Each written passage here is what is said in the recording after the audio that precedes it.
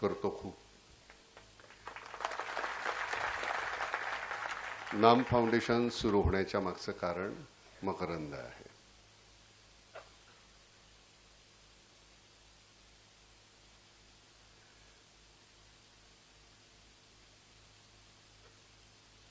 आपण रोज जगतच असतो आपापल्या परीनं, आपली सुख शोधत असतो. जाता जाता काहीतरी थोडंसं कोणासाठी तरी जगणं आणि त्याच्यातून अतिशय मनस्वी आणि मनमुराद आनंद घेणं, याच्यासारखी गंमत नाही आहे. इंद्रजीत तुझं फाउंडेशन असेल, प्रतिष्ठान असेल, मकरंद आपण सुरू केलेली नाम फाउंडेशन असेल किंवा दुसऱ्या सुद्धा सेवाभावी संस्था आहेत, याच्या मागचा त्यांना आनंद देण्यापेक्षा ते आनंद देत असताना स्वतःला जो आनंद मिळतो निखळ, तिकडे आपलं जास्त लक्ष असतं. त्यामुळे आपण अतिशय स्वार्थी आहोत. आपण आपला आनंद ह्याच्यात पहिल्यांदा शोधला, पर्यायानं त्यांना आनंद मिळतोय. आणि अशी आनंद शोधणारी मंडळी तुमच्यातून निर्माण होणार आहेत. होतील, व्हायला पाहिजेत वगैरे नाही, होणारच आहेत. नाही तर कशाला आले असता तुम्ही इथून, कोणीतरी कुठल्या कुठल्या कोपऱ्यातून, महाराष्ट्रातून, कर्नाटकातून. हे आतून जाणवणं फार महत्वाचं आहे आपल्याला. दुसऱ्याच्या चेहऱ्यावरचा हसू पाहून मला आनंद होणे म्हणजे हे असे प्रतिष्ठान आहे, त्याचं हे ब्रीद वाक्य आहे. बाबा आमटेंकडे म्हणजे मी 45 वर्षापूर्वी 46 वर्षापूर्वी प्रकाश ज्यावेळी हेमल कशाला निघाला होता त्यावेळी मी नागपुरामध्ये नाटकाच्या प्रयोगाला गेलो होतो. वसंत पोद्दार म्हणून एक लेखक आहेत, आता नाही गेले ते मला घेऊन गेले होते बाबांकडे. बाबा अशोकवनामध्ये आले होते नागपुरामध्ये, आनंदवनातून. तिथे माझी त्यांची पहिली गाठभेट. त्याच्यानंतर मी सातत्यानं तिथे जात राहिलो. कशासाठी जगावं त्याचं एक अतिशय छान उदाहरण होतं ते. बाबा जमीनदार, बाबा वकील. जमीनदार म्हणजे अगदी फार मोठे मालगुजार, पेलवान होते.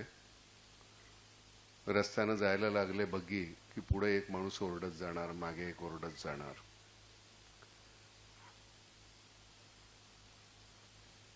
अशा माणसाला कुष्ठरोग्यांसाठी काम करावं असं का वाटलं असावं? बाबा पुढे सफाई कामगार, त्यावेळी आता तो निषिद्ध शब्द आहे भंगी हा, पण सफाई कामगार, डोक्यावरून त्यावेळी मैला वाहाला जायचं. ही जी सगळी जी मंडळी होती ती डोक्यावर टोपल्यांमधून तो मैला वाहायचा. संडासाची ती पद्धतच काहीतरी विचित्र आणि वेगळी होती.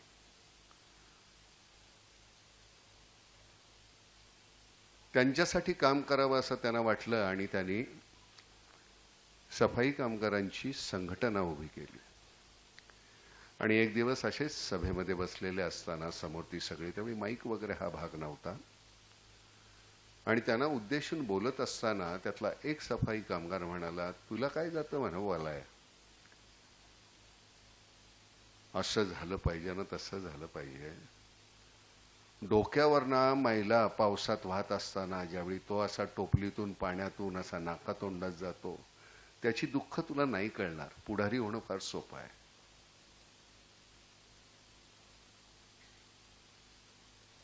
हे ऐकल्यानंतर हा नेमका काय प्रकार आहे हे अनुभवण्यासाठी बाबांनी डोक्यावर घोंगडं घेऊन त्याच्यावर टोपली घेऊन तो मैला वाहत होते. रात्रीचे ते चाललेले असताना, हे वरोऱ्याची गोष्ट आहे, रस्त्याच्या कडेला जो चर खणलेला गटार जी होती, पाऊस अतिशय धुवाधार पडत होता आणि तिथं काहीतरी हल्लं.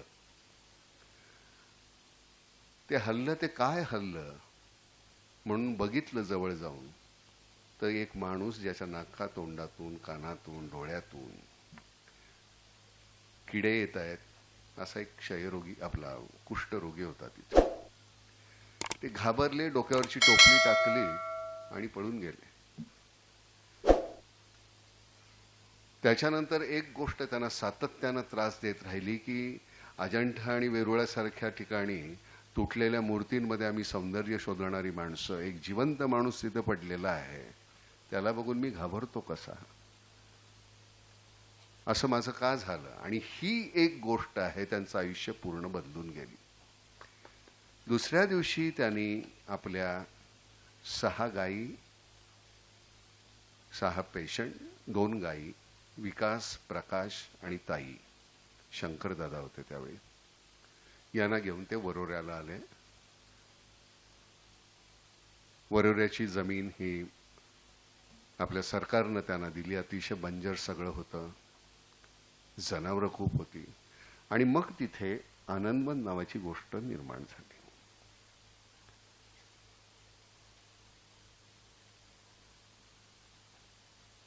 बाबा आणि ताई, त्याच्यानंतर प्रकाश आणि विकास, भारती, मंदा, आता त्यांची मुलं.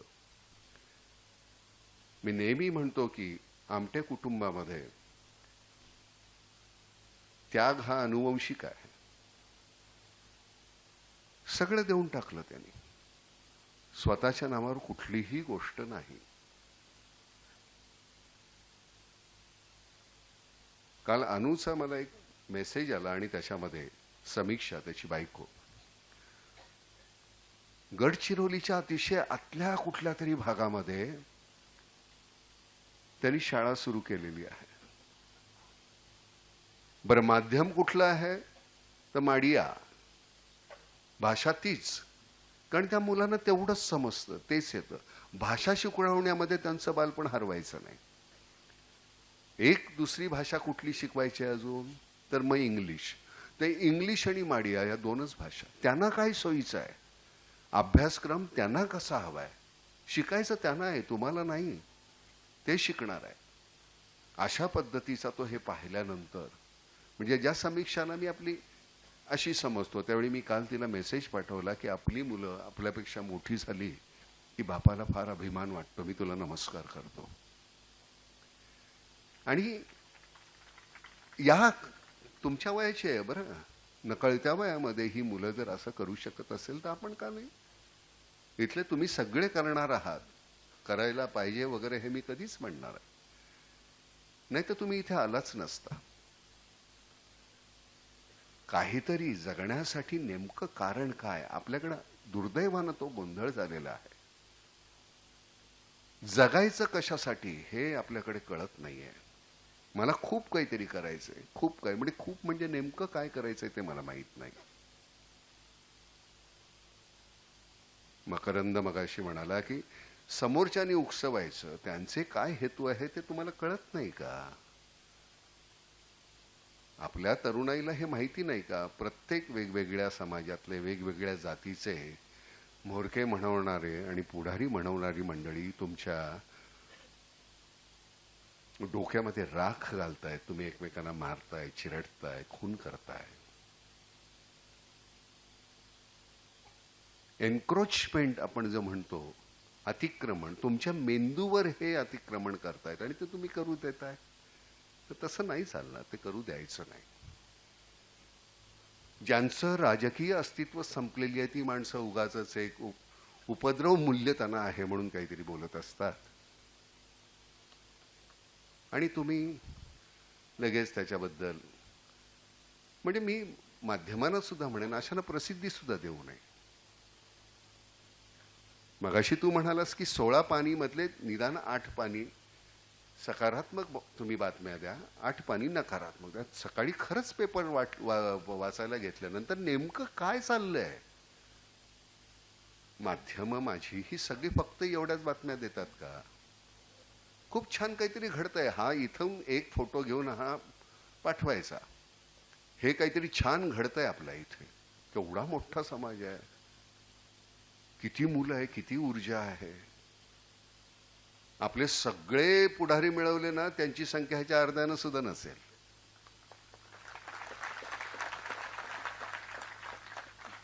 उद्दिष्ट फक्त वेगळी आहेत, त्यांची आणि तुमची. ती उद्दिष्ट आपली राबवायला शिका, खरं सांगतो. आणि तुम्ही करणार आहात ते. आम्ही मगाशी म्हटल्याप्रमाणे परतीच्या वाटेवर आहोत आम्ही. मला दुःख होत नाही, सगळं वाईट आहे आणि फार घाण होणार आहे, काही नाही, खूप छान होणार आहे. पण ते छान तुम्ही करणार आहात. आम्ही कधीतरी असं येऊन आता बोलू तुमच्याशी. माझी खूप इच्छा आहे. माझं वय काही होत नाहीये. मला अजून असं वाटतं की मी अजून 18 वर्षाचाच आहे आणि त्याच पद्धतीनं मी हे करेन. आम्ही नेहमीच म्हणतो मी यांना की वजन वाढू देऊ नका, व्यायाम करा रे बाळानो. आयुष्यभर शिव्या खाल्ल्यास आपल्या मित्रांकडनं, गेल्यानंतर उचलताना सुद्धा आईला एवढा जड पुन्हा खांदा घाल, तसं नको. बारकी राहिलं, पटकन न्याला, आटोपला. आपण ही जी पुढारी मंडळी आहेत ना, इतकी धेड, इतकी वर्ष खांद्यावर वागवली आहेत ना, उतरवा जरा त्यांना खाली. नेमकं कुणाला निवडून द्यायचंय, कोणी आपल्याला म्हणायचं, काय म्हणायचं. कुणी येतो, काहीही करतो, काहीही बोलतो आणि जाळपोळ सुरू होते. शिवाजी महाराजांचं नुसतं नाव नाही घ्यायचं बरं का, आपली पात्रता नाही आहे तेवढी. छत्रपती हा शब्द घेण्याची आपली लायकी नाही आहे. त्याच्यासाठी खूप काहीतरी आपल्याला द्यायला पाहिजे. स्वातंत्र्यासाठी किती पिढ्यांनी किती काहीतरी दिलंय, आपली एक पिढी नाही का देणार. हे सगळं सुधारण्यासाठी निश्चित देईल. आणि मग ती समोर बसलेली असते. खरं तर मी इथून तुम्हाला नमस्कार करायला आलो, तुम्हाला सांगायला नाही आलो. हे तुम्ही करताय ते खूप छान आहे, ते छानच असेल आणि त्याचा परिणाम अप्रतिम असणार आहे.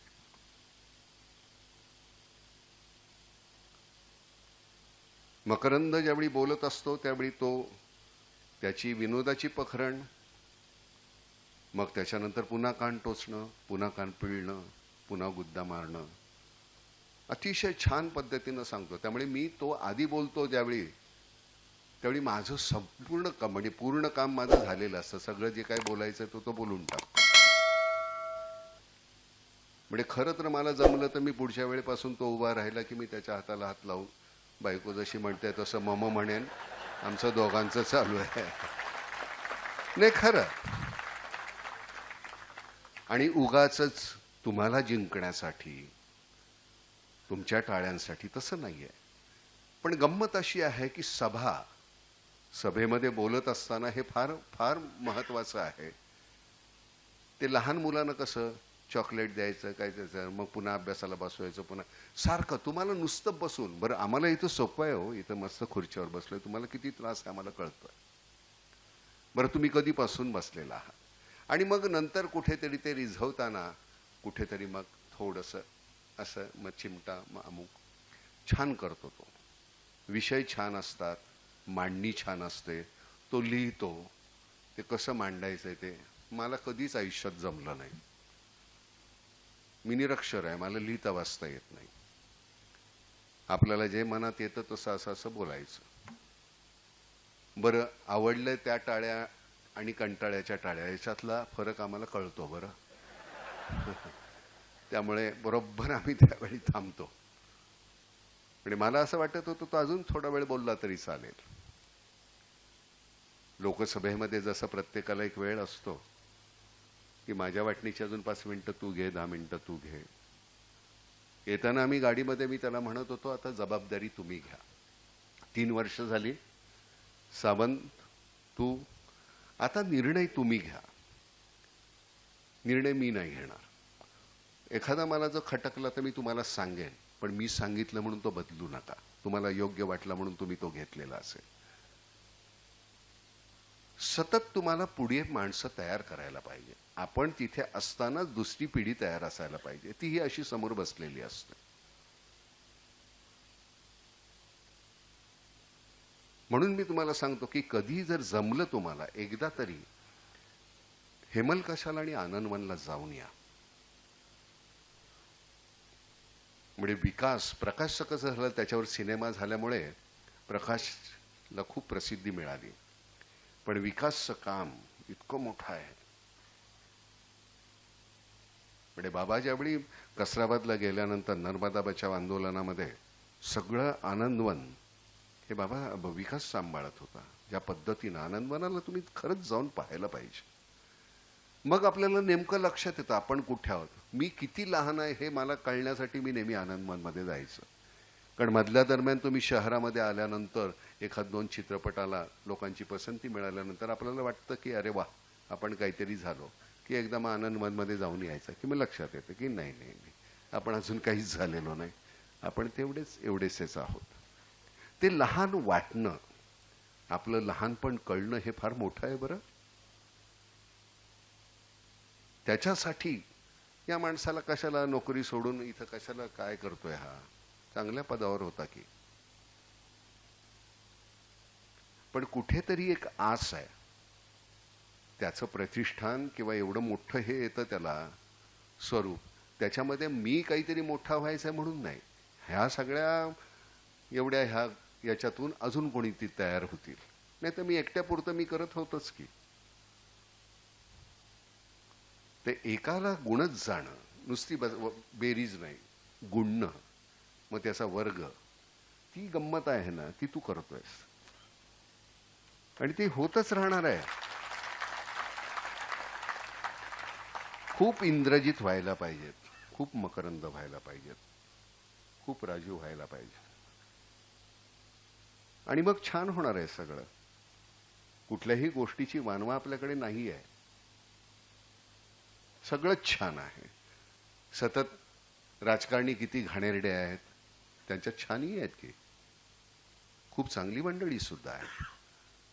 पण घाणेरडे हे इतके असे अंगावर आलेले आहेत ना, तू म्हणतोस तसे सेल्फी काढायला इथपर्यंत येतात आपली, तसे झालेले आहेत. त्यामुळे मागचे जे चांगले आहेत ते आपल्याला दिसत नाहीत. खूप चांगली मंडळी आहेत राजकारणामध्ये सुद्धा.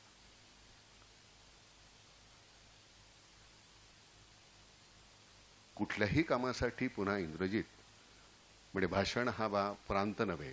भाषण हे आता इथे उभा राहिलो आणि छानपैकी सिनेमातले डायलॉग बोलायला लागलो, पण ती ही जागा नव्हे. इथे तुमचं माझं संभाषण, तुमचा माझा संवाद होणं हे जास्त महत्वाचं आहे. माझे संवाद इथे मी बोलायला नाही आलो. ते सिनेमामध्ये तुम्ही 20-25 रुपयाची तिकीट घेऊन कधीही ऐकू शकता. तो व्यवसाय आहे आमचा, पेशा आहे, धंदा नाही अजून केला, करणारी नाही. गरजा किती आहेत त्या एकदा तुम्हाला कळायला पाहिजे, त्या एकदा ठरवा. एकदा गरजा तुमच्या ठरल्या, सीमित ठेवा जमलं तर, पण एकदा तुमच्या गरजा ठरल्यानंतर आयुष्य फार सोपं होईल. आणि त्या गरजा वाढू देऊ नका.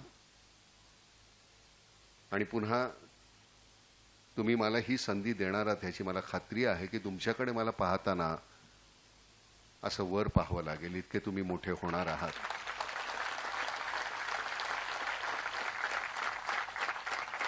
कधीतरी एखाद्या दिवशी मी तुमच्याकडे मानवर करून पाहत असताना कोणीतरी स्टेजवरनं म्हणेल मला की त्यावेळी मी तिथे बसलो होतो आणि आज तुम्ही तिथे आहात.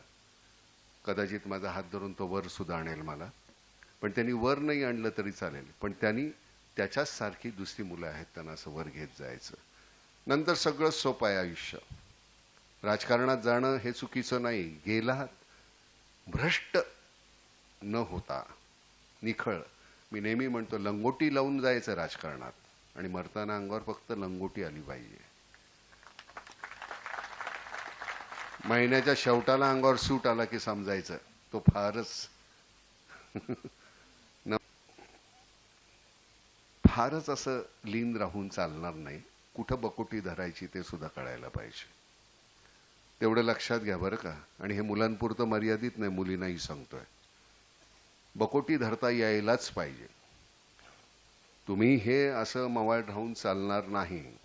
कालपर्यंतचं ठीक होतं, 30 होती, आता 130 कोटी आहे. सगळे सोर्सेस तेच आहेत. माणसं बदलली, वाढली. कसं करायचं ते तुम्ही ठरवा. जर तुम्ही नामला सामावून घेतलं त्याच्याबद्दल धन्यवाद.